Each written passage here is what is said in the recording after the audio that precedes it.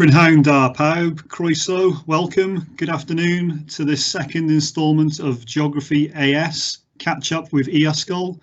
I'd now like to hand you over to Miss Davis, who's going to take your lesson today, and the topic is Changing Places, Unit 2. Diolch. Good afternoon. Welcome to Cwrs Carlem, the second session for AS Geography. Today we will focus on Unit 2, Changing Places, and my name is Miss Taylor Davis. Okay, Changing Places. Today we will touch on the following on 2.1.1 and 2.1.2. We will be introducing the concept of place. We all give different places and with different meanings. Places adapt and change over time. People become attached to places at a variety of scales, and the demographic characteristics of place change over time, and we'll be looking at them in a bit more detail during today's session. So what is place? Place is a portion of geographic space to which meaning has been given by people.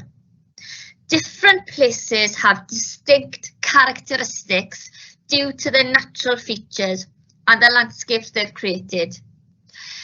Places change over time and develop layered history. The history helps to shape the identity and personality of a space. So I have a thinking task for you now. What does home mean to you personally? Where is it? Who is it? What about your home that's made it home to you? But would another person for a completely different area have the same opinion of the location of your home? Would their experience, their identity and their background influence their perception of your home? So what makes a place distinct or distinctive? So here we have Arundel in West Sussex on the screen here, and it's a former market town where shops catered for the local people and they were locally owned. Arundel has a castle estate and a large farming industry around it, which provided employment to the local people. Now it's a tourist centre. It has a castle, a cathedral, museums, independent shops, and over time Arundel's identity and representation has changed with modernisation. It now functions as a tourist centre. Banks are closing in Arundel now because the social population required to sustain the services were no longer viable. And while the buildings are identical now as they were 100, 200 years ago, the function of Arundel has changed. Okay, so the architecture has meant that Arundel can function as a tourist town due to its distinctive looking old style buildings. Pictures of Wrexham on the screen here, which is a large town in northeast Wales. So what do these images represent of Wrexham? So on the left we have St Giles' Church, a large religious building right in the middle of retail and residential area. The second image showing some architecture of the buildings, an old bank closed and now it's a Wetherspoons. And the third image showing the high street with chain stores, but you also have some black and white revival architecture in both pictures. Okay, so how do they represent Wrexham? But what can't they represent? Do they represent the character of the local people, the community spirit, the language? Which senses are lost here? Which aspect of life in Wrexham is lost here? So there's so much things that we can't see from images alone, and there's something that people have to experience from a place. So looking at these pictures here, you can see that Wrexham is an urban area with lots of human features in the pictures. It's got a bit of history with the architecture of the buildings there and with the local industrial past. You can see multi-use, it's a big suburban area, it's an industrial area, it's a retail area. Wrexham has good links, it's got a large train station, and it's very accessible to other parts of North Wales along the A55 or to other areas of Northwest England. Okay. You can't see how dynamic a place is from pictures alone. Are your perceptions of place from the pictures consistent? How does your representations compare with the physical experience of actually being in this place? So these are all things that we need to consider when creating our own perception of place. So how can places be represented, which is how an area can be portrayed? So one way is using data. So we can generate data of an area by using statistics, for example, from the National Office of Statistics, using census data, which is coming around soon. Yeah, March 2021, we'll have fresh new census data to use in geography. We can use maps and how old and new maps, or we can plot data onto maps. We could use more informal representation, for example, how Wrexham is represented on the news. For example, Ryan Reynolds and Rob McEnemy has taken over Wrexham FC, and you can see on the news that Wrexham is now represented as a place of hope, where these Hollywood superstars are going to invest a lot of money, and Wrexham is on the up. We can look at photographs, adverts, film and TV. Graffiti can represent and influence somebody's perception of a place, and of course social media. So how can we use statistics to represent Wrexham? So what is representation? How a place or area is portrayed by formal agencies, for example the local council or tourist board, and people representing what they see and experience. A person's representation can be based on one's personal experience on a single occasion. For example, when they go house hunting, and if they have a positive experience then with the house, they'll perceive that area to be a good, or vice versa. A traffic jam can influence someone's experience of a place. I must admit, my perception of Newtown in mid Wales is not the best because of traffic jams and certain events as well. So a place can be representative negatively because it floods, but positively because of individual or team sporting success can influence on people's perceptions of place. So how can we use statistics to represent a place? So we can use statistics of the following things. So we can use population, how population will change over time, migration, gender, age, types and prices of housing, inequality, studentification, deprivation, crime levels, schools and their standards, and education levels. These are all things that we can use in order to, well, what we could all use in order to perceive a place. So how a place can all be represented, by using these statistics here. For example, if an area doesn't have a school that's not performing very well according to Estin, well, that can negatively impact people's perception of that place. Okay, and so on. What type of place is Wrexham?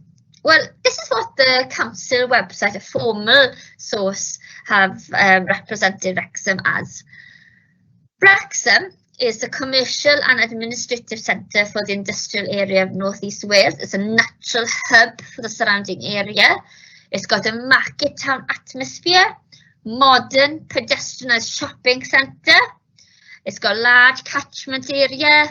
At the bottom there, Wrexham is the largest town in North Wales and ranks as the third largest retail centre in Wales after Cardiff and Swansea. So that's a formal representation of what Wrexham is. So I'm going to look now at a bit about the history of Wrexham. So in the late 18th century, Wrexham was transformed by the coming of the Industrial Revolution. So in Wrexham, you had ironworks, a smelting plant at Brimbo. They opened in the 1700s. Wrexham was connected to the rest of the UK by rail in 1849, and this eventually became a large and complex network of railway. But in the latter half of the 20th century, Wrexham began a period of depression. The coal mine closed, then the brickworks, and then finally the ironworks and steelworks by the late 1980s. So Wrexham as a place has changed tremendously over the years. So how is Wrexham a changing place? Okay, what has changed here? Well, the demographic, social, economic and cultural characteristics of place are influenced and driven by factors including changing flows of people, resources, economy and investment. So globalization has played a large part in the deindustrialization of Wrexham. So large multinational companies with access to cheap labour and raw materials abroad has created the competition for UK secondary industries, which have led to the deindustrialization due to the large scale shutdown of these industries in England and Wales. So since the late 1970s, the UK have seen a large decrease in employment in the secondary manufacturing sector, but we have seen a shift towards the tertiary sector, which is dominating employment at the moment, and more quaternary sectors jobs. So in Wrexham, on the outskirts, there is Wrexham Industrial Park, which is the second largest in the UK, and that is home to over 300 companies, some local and some international, and that has changed the employment patterns and the economy of Wrexham.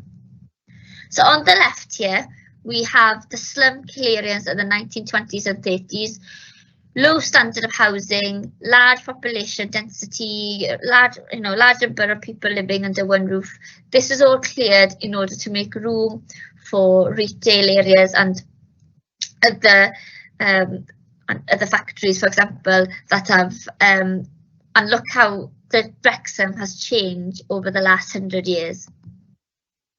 So globalization can impact on the characteristics of places. So here we have a slide detailing how globalization has impacted Wrexham. So Wrexham is our case study, but I'm sure you have your own local one, but it's good to look at one in detail. So Wales today is globalized, with the mass of the population wearing brand named clothing from China, with global high street shops such as Boots Pharmacy, New Look, Debenhams, Costa Coffee, locating themselves in most of the town centres. By the end of the 20th century, we saw a large decrease in traditional industry in the area. Coal mining came to an end as they closed in the 70s. However, new industries began to arrive in Wrexham, including engineering, pharmaceuticals, tech and food processing, and the largest industrial estate in Wales is located in Wrexham, employing over 8,000 people.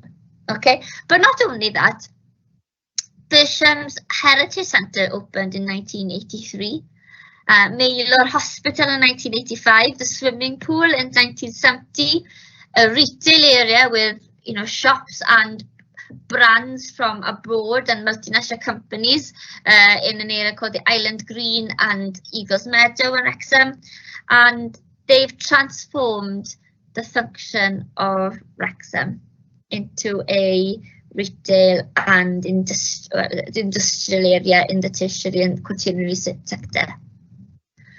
So factors that shape a place characters can influence it over long periods of time. So here we have an example of West Ham. So West Ham United was located in Upton Park in East London, and so this area used to be an ironworks area, and the West Ham United was the football club for the ironworks in the 20th century. This gave this area of East London continuity after deindustrialisation. However, after the 2012 Olympics, West Ham moved to the new stadium in Stratford, the Olympic Arena. This led to the change in Upton Park character. It has now been redeveloped for 850 new houses. So now the characteristics of Upton Park as a place has completely changed. Continuity and change can affect on aspects of our lives or on the lives of others. So now, due to this change, you may have different work opportunities. Access to services and open spaces may change. Social inclusion or social exclusion may change. And the ability to afford housing. Well, if they're adding more houses, will that mean that the prices of houses will be more affordable? We'll see. So what are your perceptions of this place? So here on the screen, we have Aston in Birmingham, which is a predominantly ethnic minority area and a quite deprived area. So the opinion of people who don't live in Aston. So here they are. So it's run down, there's nasty people and drug addicts around. I would never live here. I grew up and went to school here a long time ago. I wouldn't live here now. I think the media portrays Aston as a pretty bad place. So these are the perceptions of people who are not from Aston. They perceive it to be a scary place, a very unfamiliar, rough place with crime on every corner. But these are the opinions of people who do live in Aston. So I'm so glad I moved here. The people who form my congregation are great. Young people want to get on with their lives and achieve things just like any other people. Aston isn't a bad place, it's a livable and peaceful area. So their perception of Aston as a place varies depending if they're from that area or not, because it's their home. So your perception of place, so perceptions, so people view places differently as a consequence of their age, economic status, ethnicity, gender, ideology, language, politics, race, religion, and social class. People can develop perceptions of place without even ever being there. Look more on 2.1.2 meaning and representation, and how are places giving meaning and representing people. So here we have here an rural area, as you see it. So what are your perception of these places? Is it peaceful, quiet, crime-free, no pollution, close-knit community, maybe a Welsh language speaking area? Do you have perceptions of this picture, which is Port Talbot, which is to the east of Swansea, and the M4 go right through Port Talbot. It's a mainly industrial area. People might see this now and their perceptions would be traffic, noisy, fumes, deprived, industrial, polluted, high crime, graffiti. I'm sure people's perceptions of Port Talbot have even been influenced by Banksy's graffiti on the wall there, where you see the girl with her tongue out with ash falling from the factories. So here we have Ibiza, a party island in off the coast of Spain. And how are people's perceptions of Ibiza influenced? So it may be different depending on what age group you're in. The younger generation may see it as somewhere to socialise, party, stay out all night, listen to music, whereas some people may perceive Ibiza as a family destination where they can relax with their young children. Some people may go there for the culture if you go to Ibiza town. So people's perception of a place can vary, and it all depends on your interests and also your age group and your social situation. So our perceptions of place can be influenced by what we see in the media. So for example, here we have Llanelli, and we have advertising and promotional media, and Llanelli is seen as a big rugby mad town and a very Welsh area, down to earth, and this is all coming from what we can see from the media and from the promotional media that we see on the screen here. So here are some more factors that can influence people's perception of place. So the age. So the perceptions of older people can be different to those of younger people. People's needs change as they get older, which alters their perceptions. For example, they may need access to a particular service, which may alter their perception of a particular place. Gender. So males can consider a place or a particular street safe, or they may see it particularly dangerous for them compared to women.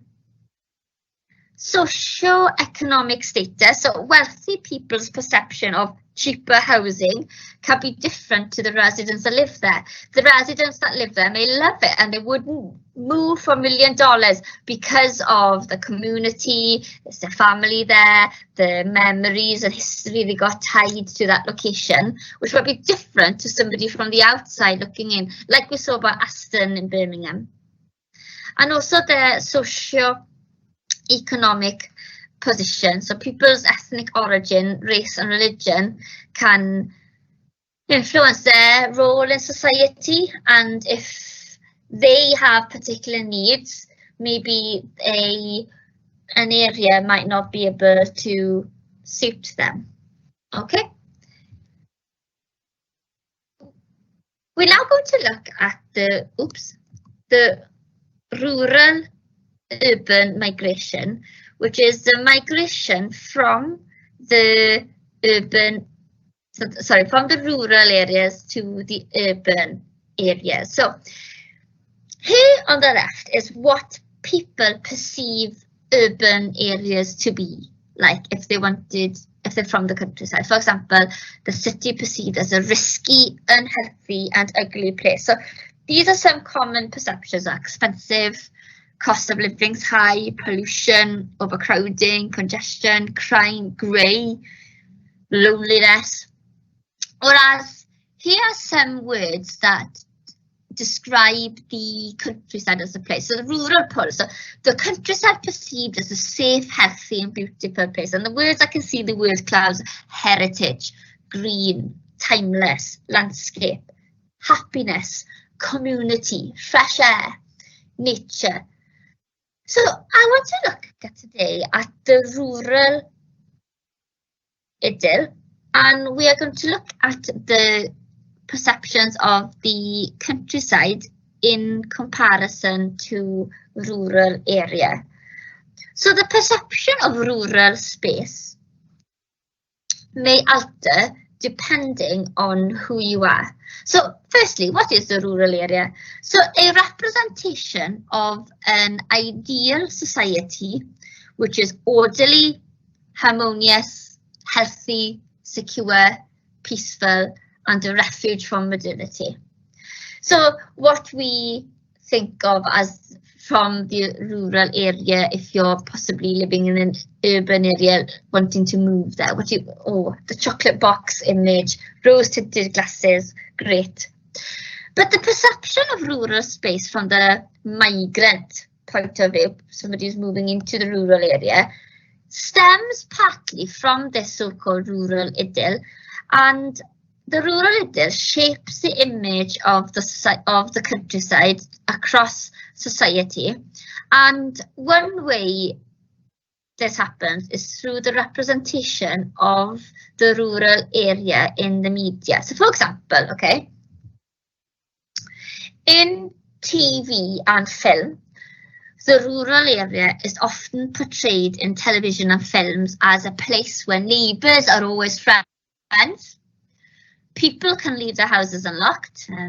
Students may have grown up, you may have grown up watching Postman Pat or Balmori, which gives you an ideal sense of the rural as a place.